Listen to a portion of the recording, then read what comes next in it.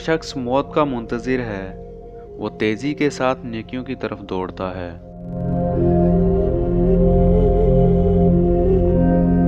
غذا سے جسم کو اور قناعت سے روح کو راحت پہنچتی ہے۔ اگر کوئی آپ کی فکر کرتا ہے تو اس کی قدر کرو، کیونکہ دنیا میں تماشائی زیادہ اور فکر کرنے والے بہت کم ہوتے ہیں۔ نیک لوگوں کی صحبت سے ہمیشہ بھلائی ہی ملتی ہے، کیونکہ ہوا جب پھولوں سے گزرتی ہے تو وہ بھی خوشبودار ہو جاتی ہے۔ ہمیشہ سچ بولو تاکہ تمہیں قسم کھانے کی ضرورت نہ پڑے۔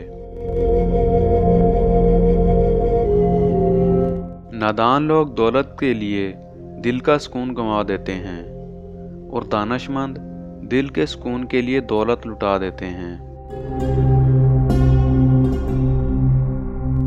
اگر کوئی تم سے بھلائی کی امید رکھے تو اسے مایوس مت کرو، کیونکہ لوگوں کی ضرورت کا تم سے وابستہ ہونا تم پر اللہ کا خاص کرم ہے۔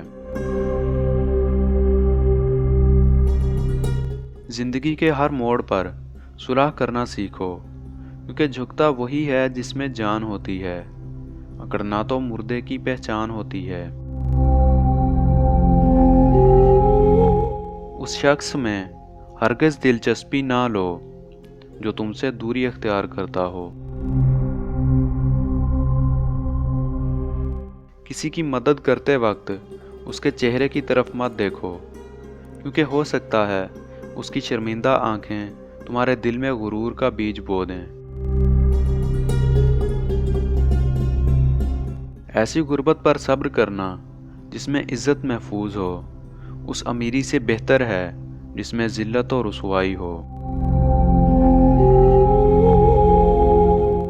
بھائیوں کے حقوق ضائع کرنے سے اللہ تعالیٰ اپنی رحمت کے دروازے بند کر دیتا ہے، اور برائی کرنے والے کے ساتھ بھلائی کرنا ایمان کے کامل ہونے کی علامت ہے۔ حسد بیماریوں میں سب سے بدترین بیماری ہے۔ حسد نیکیوں کو اس طرح تباہ کر دیتا ہے جس طرح آگ لکڑی کو جلا دیتی ہے۔ لوگوں کے عیب سے اس طرح غافل ہو جاؤ جیسے سوتے وقت تم دنیا سے غافل ہوتے ہو۔ حضرت علی رضی اللہ تعالیٰ عنہ نے فرمایا، جاہل ہی اپنی رائے کو کافی سمجھتا ہے، بدترین رائے وہ ہوتی ہے جو شریعت کے خلاف ہو۔